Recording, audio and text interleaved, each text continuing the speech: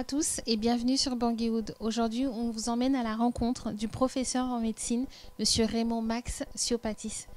Professeur, bonjour. Merci de nous recevoir.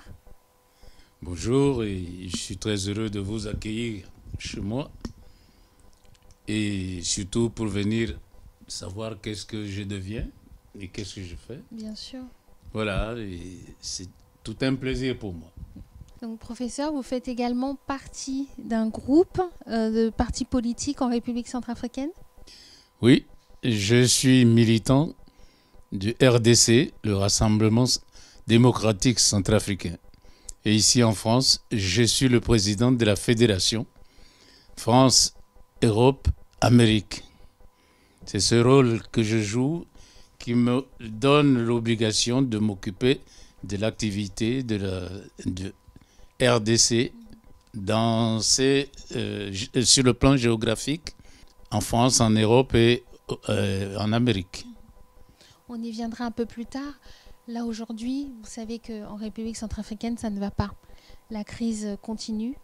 On va de mal en mal. Qu'est-ce que vous en pensez? C'est triste. C'est une histoire. Plus ça va. Sinon, c'est ce que disaient les auteurs français. Disaient, on va de Caraïbes dans Scylla.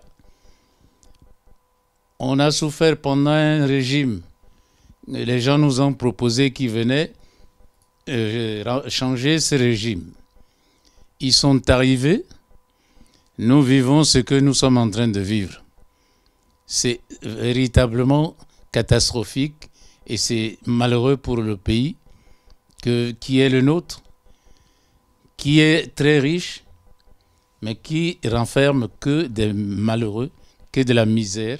Et plus ça va, plus on plonge. Donc pour vous, c'est un échec total de ce nouveau gouvernement de transition? Je ne dis pas que c'est un échec total, j'ai dit que remplacer un régime pour introduire un autre régime qui nous offre ce que nous vivons là. Qui a été introduit de force, hein, on ne l'a pas introduit. Ben oui, c'est ceux qui ont remplacé un régime et qui ont occupé la place, qui nous ont installé un autre régime. Et voilà ce que nous sommes en train de vivre. Je pense que nous allons de mal en pire et c'est un grand malheur pour ce pays qui, en son temps, était appelé la Suisse africaine. C'était le pays où n'a jamais eu de bruit, n'a jamais... Tout bougeait autour de Centrafrique, sauf Centrafrique. Maintenant, c'est Centrafrique qui bouge, alors que tout le monde est relativement au calme. Qu'est-ce que vous pensez de l'intervention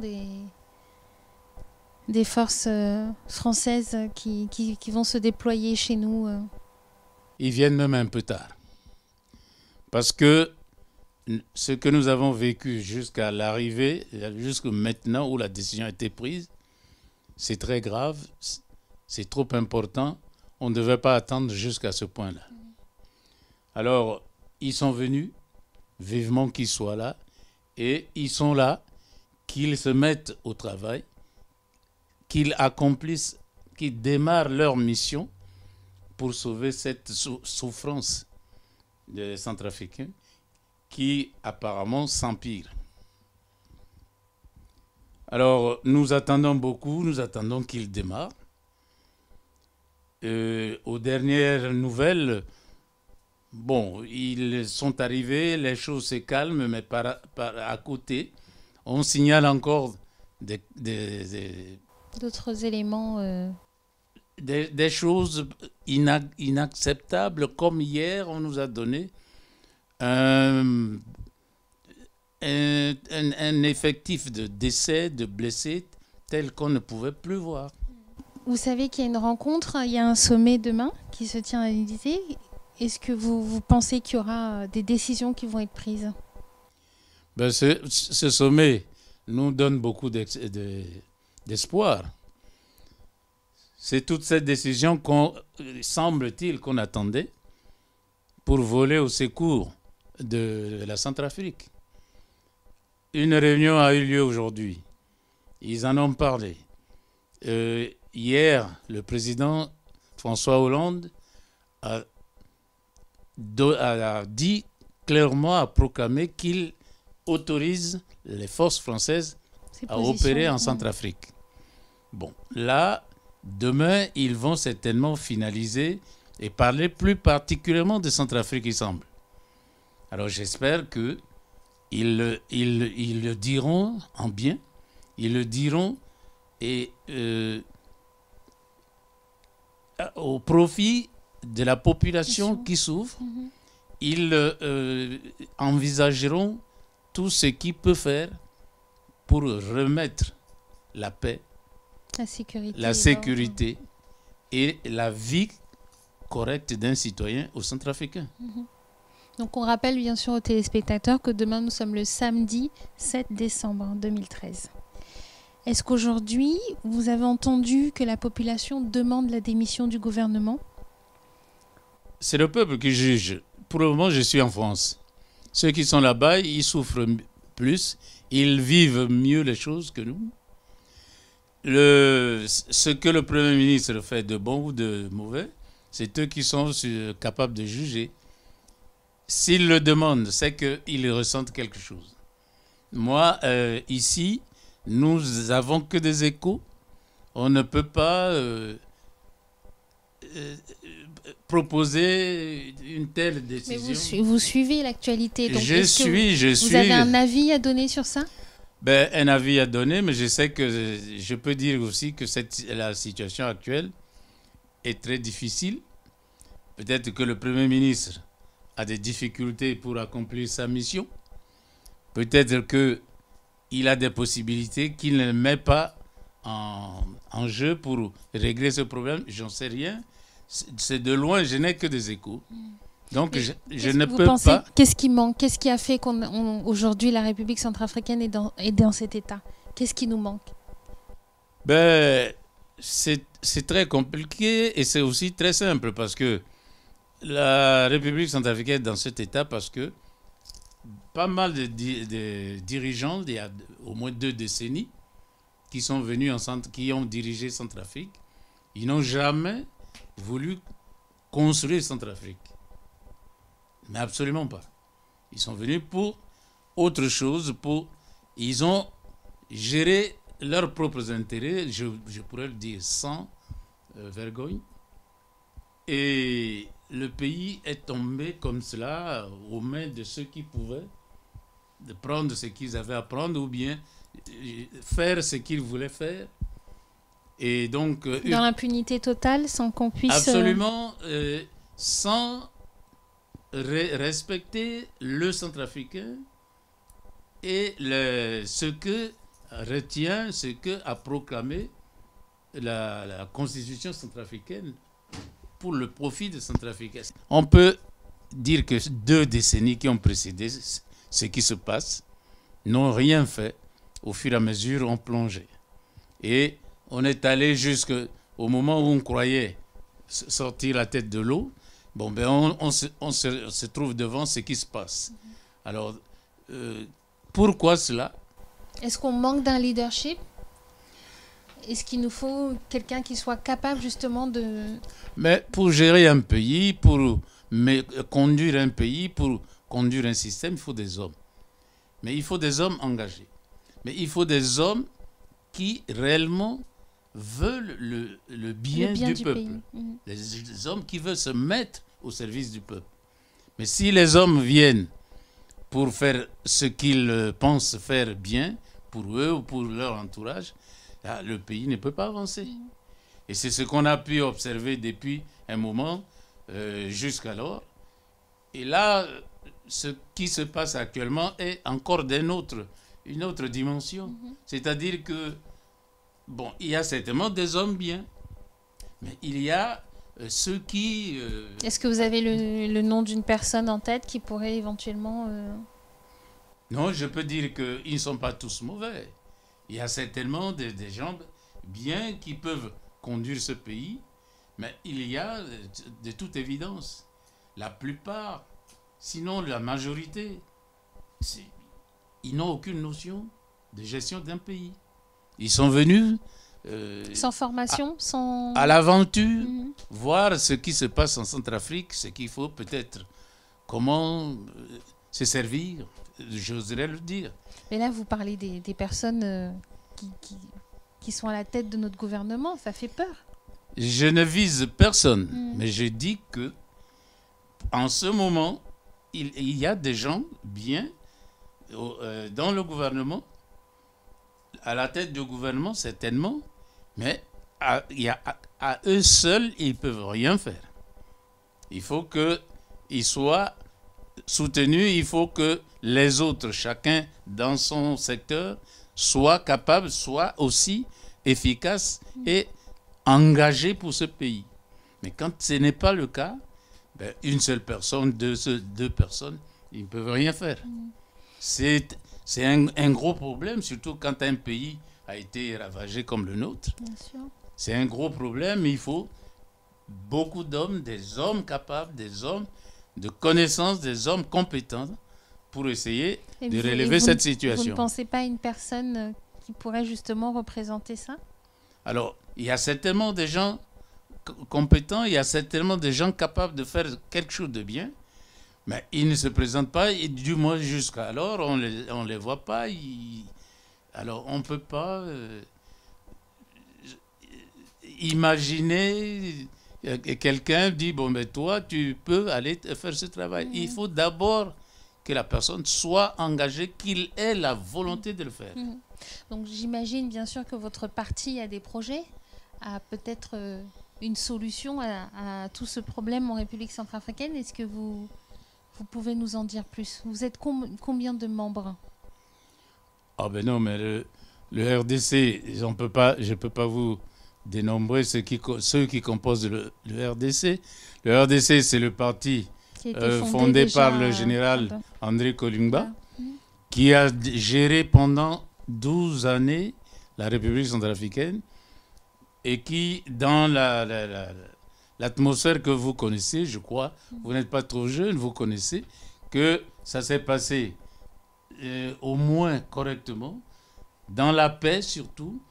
Les gens avaient à manger, on avait une certaine liberté, on circulait sur tout l'ensemble du territoire. Et quand le général Kolingba a perdu les élections, il est allé remettre lui-même en personne le pouvoir au général à Patassé, qu'il a battu, et il a accepté d'une façon démocratique, sportive même, puisqu'il s'est transporté là-bas, ils se sont embrassés, il lui a passé la main. Ben, depuis lors, qu'est-ce qui s'est passé? Je vous laisse imaginer la suite. Quitte à vous de faire le rapprochement, voir un peu comment le RDC avait fait, comment les autres ont fait. Mais c'est quoi les projets aujourd'hui de RDC? Ben, le projet aujourd'hui de RDC, le RDC a d'abord rassemblé tous les Centrafricains d'une façon démocratique. Mais en faisant quoi? Comment? Ben, le RDC, en plus des 5 verbes de Boganda, c'est-à-dire, vous le savez, s'instruire, se vêtir, se loger, se nourrir, etc. Vous le savez, le RDC a adopté complètement cela. Le RDC a poussé, a fait en sorte que tous les Centrafricains sont des Centrafricains. Au temps de RDC, quand vous voyiez les institutions, il y avait le président de l'Assemblée pouvait être de telle région. Bien entendu que le général Kolingba était le président, mais toutes les ethnies étaient représentées. Toutes les ethnies étaient représentées. Le président du Conseil économique et régional était Monsieur Descendé, que vous connaissez. Même quand M. Meto était président de l'Assemblée, M.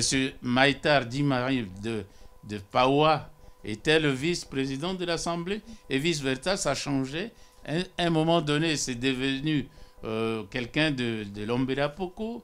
Ensuite, Sokambi ça variait. Ça veut dire que tout le monde participait à ce pouvoir et gérait ce pays, chacun dans son secteur. Le RDC, l'enseignement marchait très bien. Moi, personnellement, je peux vous donner mon exemple. J'ai dirigé la faculté de médecine. Je sais que les gens savent ce qui s'était passé. Je n'ai rien d'autre à dire. Ceux qui ont suivi tout le temps que j'ai été à la tête de la faculté de médecine pendant 16 ans, ils ont vu ce que j'ai formé.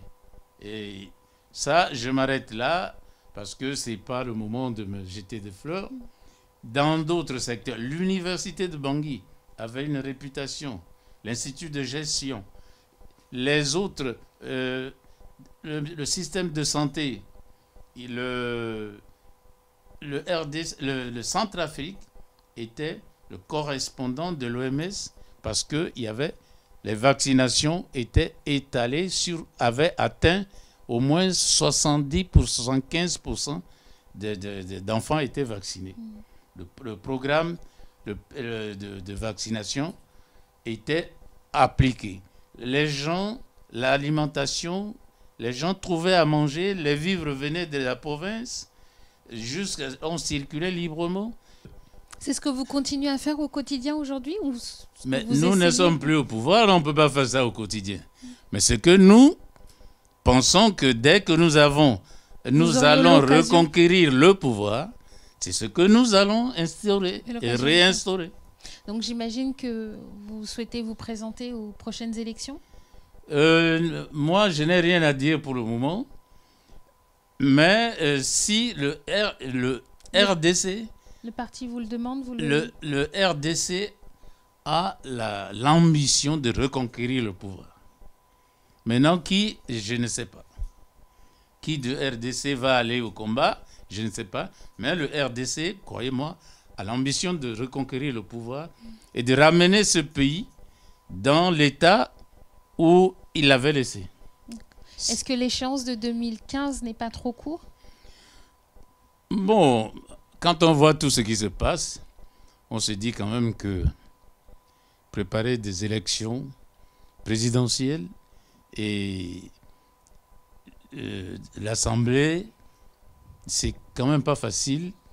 Ça suppose beaucoup de choses. Les moyens, le temps, le travail de préparatoire avant, c'est pas très évident. Mais ça peut décaler un petit peu de peu de temps, mais ça ne peut pas repousser d'une façon importante, quitte à retarder complètement l'installation des institutions démocratiques.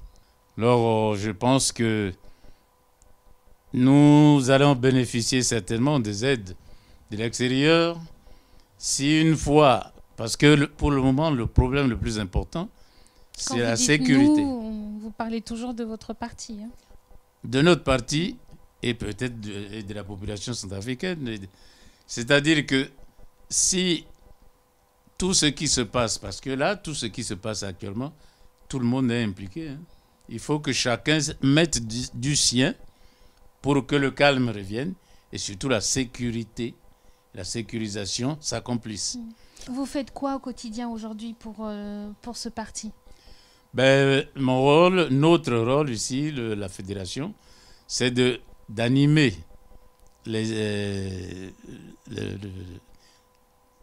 RDC, aider les frères et sœurs qui sont acquis aux causes du RDC à monter leur sous-fédération des cellules de façon que le RDC soit entendu sur l'ensemble des régions que nous citons, que le RDC devienne véritablement le grand parti qu'il était et qui, à un moment donné, ça a baissé le niveau d'activité, etc., a baissé un petit peu. Et maintenant, on repart.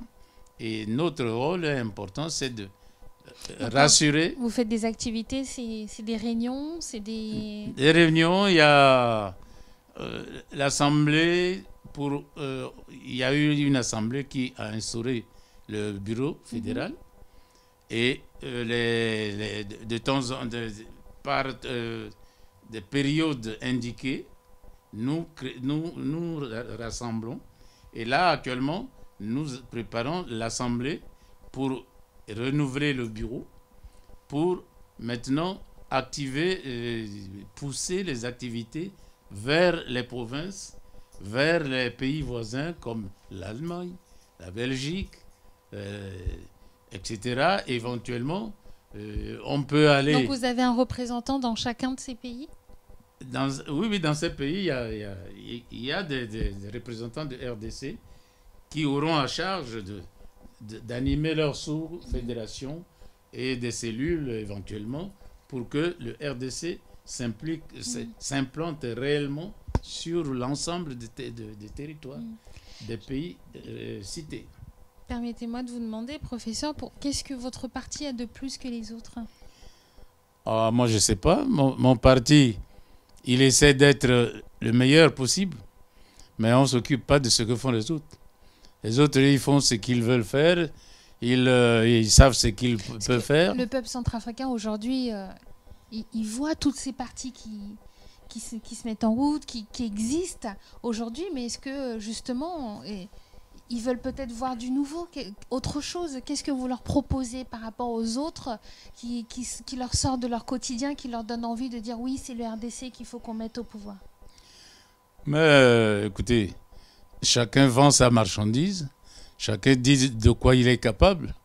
Nous disons à la population centrafricaine que nous sommes ce parti qu'ils ont connu, ce parti qu'ils ont eu à regretter quand ça a perdu le pouvoir, et qu'aujourd'hui nous reviendrons forts de tout ce que nous avons pu vivre après notre échec, observer à travers ces partis qui nous ont succédé. Nous avons certainement relevé des erreurs et nous avons prévu et retenu tout ce qui peut nous amener à faire du progrès. Ça, c'est certain.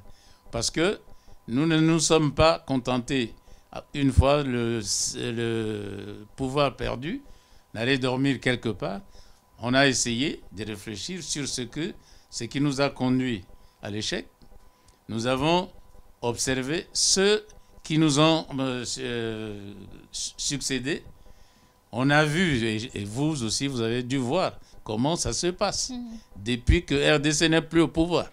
Je pense que rien que ça, le peuple centrafricain réclamera le retour de RDC. Merci beaucoup, professeur. J'ai envie de vous poser quelques questions justement en tant que professeur. Que pensez-vous du niveau sanitaire actuellement en République centrafricaine? Catastrophique. Le niveau sanitaire, c'est catastrophique. J'ai été là-bas souvent, j'ai été, si vous voulez, j'ai contribué à la construction de l'hôpital communautaire parce que en tant que doyen, je gérais le projet. J'ai contribué à la construction de l'hôpital d'enfants, le complexe pédiatrique, parce que, encore, ayant ce chapeau de doyen, j'avais eu beaucoup de contacts et j'ai réussi à convaincre des gens qui ont accepté aider le gouvernement à construire le complexe pédiatrique. La faculté de médecine, on a essayé de tout faire de façon que ça soit que nous soyons capables de concurrencer d'autres facultés de haut niveau. Et à cela, il fallait amener des gens compétents. Nos professeurs, ceux qui nous ont formés en Europe et ailleurs, Ils venaient régulièrement travailler là-bas, enseigner, si bien que tout l'ensemble avait fait que le système sanitaire était très bien parti. Nous drainions des étudiants des pays voisins pour en faire des médecins. Et ceci va automatiquement dire que les prestations de santé dans les services étaient correctes, pouvaient être concurrentielles, on pouvait faire des bonnes choses. En tout cas, les médecins étaient compétents.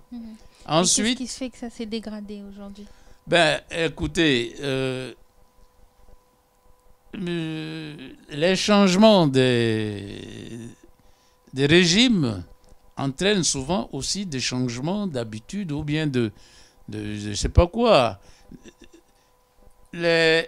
À ce temps-là, quand nous étions à la tête de ces services, il y avait des compétents qui tenaient absolument à ce que chaque service marche correctement, surtout les enseignants que j'avais qui m'entouraient. Je veux citer le professeur Ngaro, le professeur Piner, Mandaba, Nali qui est là, Voito, etc. Tout cela, chacun voulait former ses élèves à son image. Et donc, vous voyez, il y avait beaucoup d'efforts pour transmettre à ces élèves ce qu'on sait. Et ça nous a donné cette force de vraiment s'y impliquer, et si bien que nos élèves étaient très bons et ils ont bien rendu. Bon, par la suite, nous sommes... la politique est ce qu'elle est. On s'est dispersé. Je me suis exilé, comme vous constatez, et d'autres, comme Voito. Ceux qui sont restés, bon, ils ont eu aussi des bousculades, et la mort a eu raison de certains. Et finalement, l'encadrement de la formation en souffre. Dans les hôpitaux, il n'y avait plus d'autorité pour tenir les services, pour faire en sorte que les choses marchent comme il faut. Il n'y avait plus de personnalités qui pouvaient drainer des aides de l'extérieur, même quand le gouvernement n'est pas encore capable de financer certaines dépenses. Les personnalités qui étaient à la tête des services pouvaient drainer, par leur connaissance, des moyens pour faire marcher l'ensemble des services. Ensuite, le pays était calme. Le pays était en paix, tout marchait très bien. L'OMS finançait, l'UNICEF finançait et l'ensemble des services de santé marchait. Mais depuis que les choses sont ce qu'elles sont, et comme dirait l'autre, et nous ce que nous sommes, ben, plus de ces relations, plus de ces volontés de faire mieux, d'aller faire plus, et progressivement ça tombe. Et les moyens de l'État aussi ont disparu, et il y a presque plus rien. Progressivement, les choses sont, je ne dis pas, je ne vous situe pas à quel niveau ils sont maintenant, mais en tout cas, les résultats, c'est catastrophique. Voilà un petit peu pour le système de santé. La circulation à l'intérieur ne peut plus se faire. Des médecins sont allés assurer des vaccins, des séances de vaccination à boire au retour. On les a tués. C'est le cas de... je ne me souviens plus le nom de ces deux élèves. Un qui travaillait à l'Institut Pasteur et l'autre qui était aux grandes endémies. Ils sont allés assumer des séances de vaccination à boire. Au retour, on les a assassinés. Alors, des choses comme ça, vous comprenez, ça va de soi que tout tombe, tout plonge, et puis Je ne sais pas jusqu'où ça va s'arrêter. Et la solution, ça serait quoi? Mais la solution, c'est de ramener la paix, surtout la sécurité, et puis donner les moyens à ce pays de se réorganiser, de prendre les gens qui ont la compétence, qui ont l'amour de ce pays, qui veulent se consacrer à ce pays, les ramener ou les encourager, ceux qui sont sur place, et leur donner les moyens et qu'ils puissent travailler correctement et les encourager à le faire. Il y a pas mal qui se sont expatriés, faute de moyens, faute de sécurité, ils se sont expatriés pour sauvegarder leur vie, etc.